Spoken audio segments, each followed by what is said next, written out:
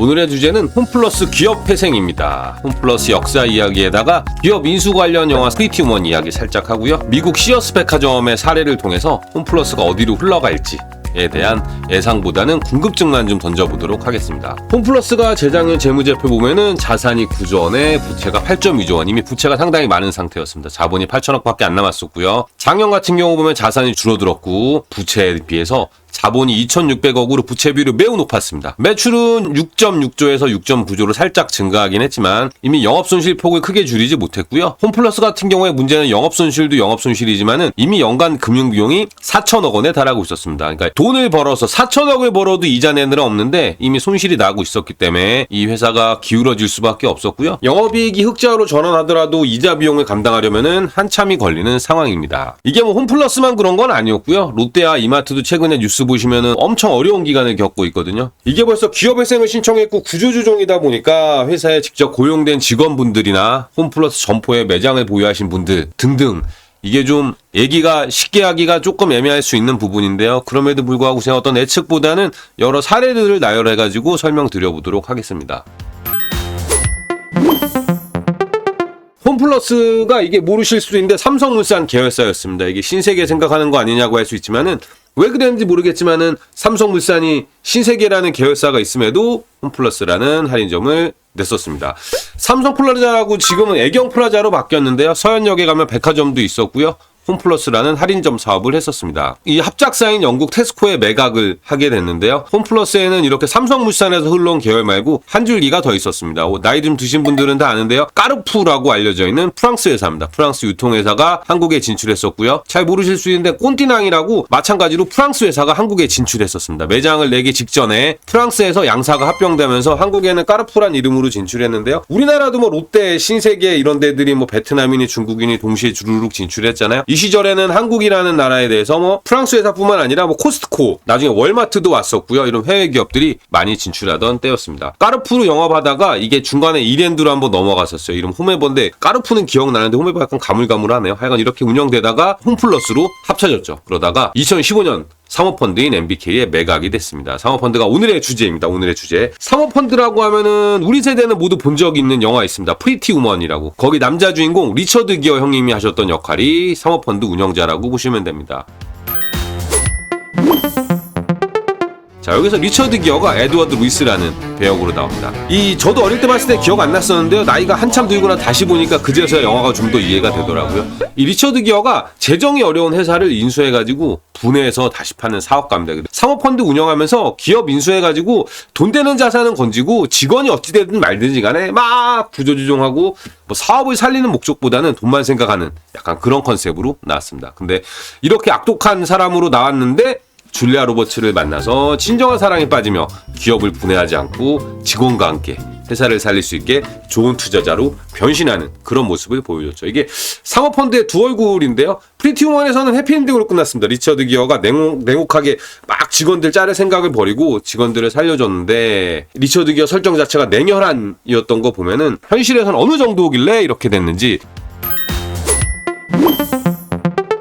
실제 미국에 있었던 시어스 백화점이라고 엄청난 추억의 업체인가봐요. 엄청났던 회사인가봐요. 시어스 백화점이. 이 시어스 백화점을 PF가 인수를 합니다. 이 인수한 시어스라는 회사는 통신 판매업을 모태로 한 미국의 마트, 백화점 이런 회사인데요. 통신 판매업이라고 하면 또 TV 홈쇼핑 생각하실 수 있는데 예전에 제가 한번 영상 올려드렸던 카탈로그 판매업입니다. 카탈로그. 우편에다가 제품 설명 적어가지고 전화로 주문하면은 우편으로 물건을 보내주는 겁니다. 자, 근데 이게 언제적이냐면 1800년대 후반이에요. 한국에서는 흥선대원군이 정치를 하고 뭐 이모군란 갑신정변하던 이 시기에 미국에서 시어스는 카탈로그 판매업을 하고 있었던 거죠. 여간 한때 미국에서 가장 큰 유통업체였습니다. 미국에서 한때 35만 명을 고용할 정도로 1960년대 이럴 때는 미국에서 가장 큰 유통회사였고요. 시카고의 시어스타워라고 안 가봤습니다. 안 가봤는데 이 시어스의 본사였던 시어스타워가 1973년에 지어져가지고 무려 1998년까지 전 세계에서 가장 높은 건물을 차지하고 있었습니다. 전 세계에서 가장 높은 건물을 본사도 소유할 정도로 잘 나가던 시어스 백화점이 1991년을 기점으로 월마트에 밀리기 시작했습니다. 그러다가 2004년도에 이 에드램퍼트가 운영하는 사모펀드 ESL에 매각이 됐는데요. 4,000개에 달하던 매장 수가 이때부터 급격히 감소하기 시작합니다. 매장 수가 엄청나게 감소하고 자본 잠식 상태로 결국 파산을 신청했습니다. 월마트에도 밀렸는데 그 이후로 아마존도 등장해서 경쟁에 도태됐는데 이게 논쟁이 많습니다. 망한 거냐 망하게 한 거냐, 얘가 경영을 못한 거냐 투자를 잘한 거냐,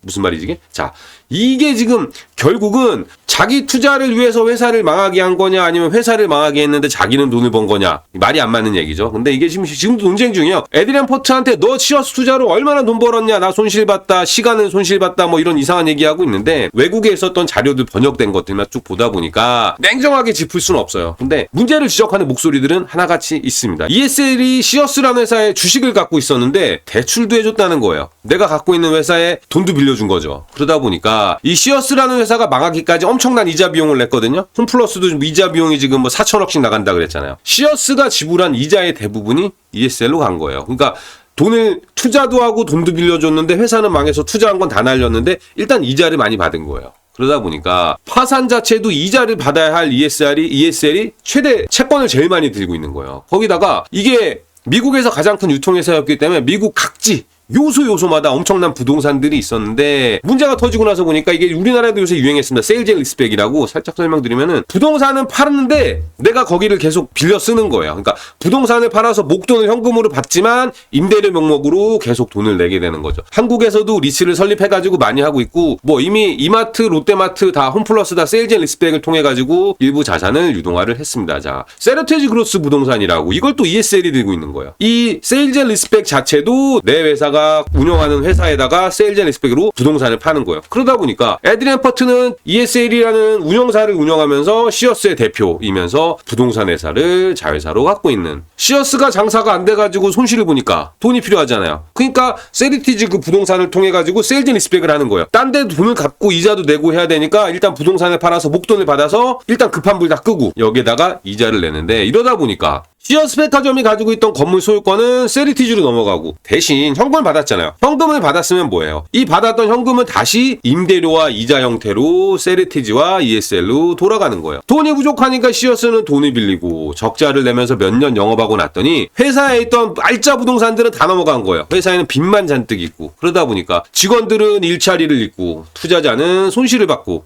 50% 지분을 들고 있던 에드램퍼트, 물론 나중에 지분율이 올라갔는데 하여간 이거 투자금을 다 날릴 지경에 온 거예요. 근데 투자금은 다 날린 것 같은데 가만 보니까 회사 부동산이랑 현금은 다는 아니지만 많은 규모가 이 에드램퍼트한테 가 있더라는 거예요.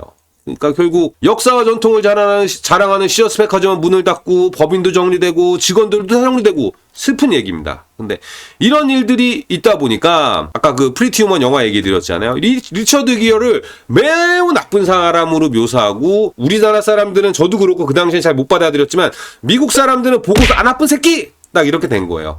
이미 1990년대에 이런 직업을 나쁜 직업으로 묘사될 정도였기 때문에 최근 뭐 미국 선거 때도 나왔지만 러스트벨트의 망한 회사들이 얼마나 이런 헤지펀드들이 쓸고 갔을지 상상이 대충 갑니다. 자, 성공한 헤지펀드 운영자 같아요, 에디 램버트는. 근데 문제는 이 시어스라는 회사에 2005년부터 2016년 연말까지 근무하신 분이 계시는데 스티브 무누신이라고, 이분 골드만삭스 출신이신데요. 2017년부터 트럼프 때인가요? 77대 미국 재무부 장관을 했습니다. 근데 문제는 이 스티브 무누신이랑 에드램퍼트랑 뭐 예일대 나왔다 그랬나? 어디 대학을 나왔는데 대학교 룸메이트였대요. 룸메이트. 그래서 대학 동창이었고 뭐 골드만삭스에도 같이 근무했었고, 그래서 이런 부분 때문에 좀 문제가 많이 됐죠. 그러다 보니까 2011년에 뭐 오큐파이 월스트리트라고 발음이 되게 안 좋네요. 월가 반대 시위가 일어났었죠. 서브프라임 때. 큰 맥락은 1%의 금융거부들이 전체 부의 50%를 차지하는데 우리는 99%다. 이렇게 할 정도로 이미 미국에서도 이런 사모펀드나 이런 월가에 대한 반대가 뭐 1990년대부터 2000년대까지 쭉 이어져 오고 있습니다. 이게 이제 헤지펀드의 두 얼굴이라고 볼 수 있는데요. 부실기업을 살려내는 금융선구자, IMF 당시에는 뭐 조지 소로스랑 와가지고 대통령이랑 막 악수하고 밥 먹은 거 막 방송에 내보내면서 막 조지 소로스 칭찬하고 막 영웅처럼 칭송하고 이런 모습이 있었지만 우리나라도 마찬가지잖아요. 그 당시에 외자에 취했다고 기업들 다 넘겼지만 몇 년 있다 보니까 뭐 헐값이다, 뭐 부동산 관련 세금을 안 냈다, 막 구조조정부터 세금 관련 트러블로 돈에 미친 악마로 묘사하고 있잖아요. 자,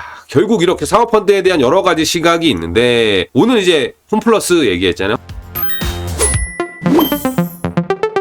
홈플러스 얘기했잖아요. 홈플러스가 MBK 파트너스라고 하는데 김병주 회장님이세요. 김병주 회장님의 미국 이름이 마이클이래요. 그래서 MBK라고 돼 있는데 63년생이시고요. 하버드 출신이시고 뭐 프리티우먼이랑은 달리 박태준 회장님이라고 포스코 경영하시던 분의 넷째 따님이랑 결혼했으니까 뭐 처음부터 잘 나가신 거죠. 네. 한미은행 인수해가지고 대박 나셨고요. 지금 최근에 보면 미국에서 뭐 엄청 비싼 집 샀다고 해서 이분이 사셨다고 이슈 한번 되고 한국계 부자 순위 상위 항상 랭크 되어 있으신 분입니다. 왜 약간 이게 오버랩 되냐면은 스티브 무누신이랑 에드리안 퍼트가 골드만삭스 근무했었는데 김병주 회장님도 골드만삭스 같은 시기에 근무하셨다고 하더라고요. 서로 아는 사이인지 모르겠어요. 워낙 큰 회사기 때문에. 거기다 아까 그 시어스랑 유사한 점이 홈플러스도 많은 부동산을 갖고 있어요. 그렇기 때문에 아까 그 엄청난 부채 비율에도 불구하고 이 돈을 융통할 수 있었던 건데요. 지금 부동산 매각을 통해 쿠팡과 대적해 싸울 준비를 할 것인가? 아니면은 부동산을 유동화하며 사모펀드 수익을 극대화하는데 치중할 것인가. 이게 약간 고민스럽고 우려되는 부분이에요. 사실은 그 홈플러스에 근무하시는 분들을 생각하면은 요것도 중요한데 또 따지고 보면은 유통업의 미래가 불확실하다 보니까 사모펀드 입장에서는 수익 극대화에 치중할 수 있잖아요. 그래서 롯데랑 이마트의 위기를 보면은 이게 뭐 남의 얘기 같지는 않고 홈플러스가 뭐 특별히 김병주 회장님이 뭐 특별히 잘못해서 이런 것 같다라고 단정 짓긴 그렇지만 일단은 회생 절차는 사실 재무제표를 보면 어느 정도 예상은 좀 됐어요. 숫자적인 부분은 여기서 나열하지 않고 그냥 부동산이나 이런 거 너무 디테일하게 설명드리면은 좀 약간 왜곡된 설명이 될 것 같아가지고 숫자적인 건 싹 발라내버렸습니다. 그냥. 그래서 섣부른 예측 없이 상황만 설명을 좀 드렸고요. 이해관계자가 많다 보니까 제가 이거를 막 어떻게 될 것처럼 얘기하기가 그래가지고 그 부분은 좀 생략을 해버렸습니다. 유통업의 문제라기에는 이게 일자리 문제가 걸려있잖아요. 마트들이 엄청나게 많은 사람들이 일을 하고 있습니다. 물론 쿠팡도 물류센터에서 많은 사람들을 고용하고 있지만 이게 아까도 설명드렸듯이 이게 이 시어스도 35만 명을 고용하던 데였잖아요. 그러다 보니까 이 일자리 문제라든지 이게 지금 이미 되게 피부에 다 와 있잖아요. 뭐 AI 등장도 그렇고 뭐 로봇화도 그렇고 이게 참 쉬운 얘기가 아닌데 정치 이야기를 안 하고 싶지만은 사실 이런 거는 좀 유능한 정치인이 나서가지고 좀 잘 해결하고 네. 근데 대신에 이게 국민들이 환호하는 정책은 좀 그닥이에요. 욕은 좀 뒤질나게 먹지만은 국민을 위하는 길로 좀 우직하게 가서 역사에 기록될 정치인이 좀 이런 산업 구조 조정이나 이런 부분을 좀 잘 해결해 줬으면 좋겠습니다. 얘기 드리고 나서 보니까 약간 또 오해의 소지가 있는데 저 개몽령은 아니고요. 예. 욕을 좀 먹더라도 국민이 원하는 대로 가가지고 좋은 결과를 얻을 수는 없거든요. 그런 부분을 좀 하는 일이 홈플러스에 생겼으면 좋겠습니다.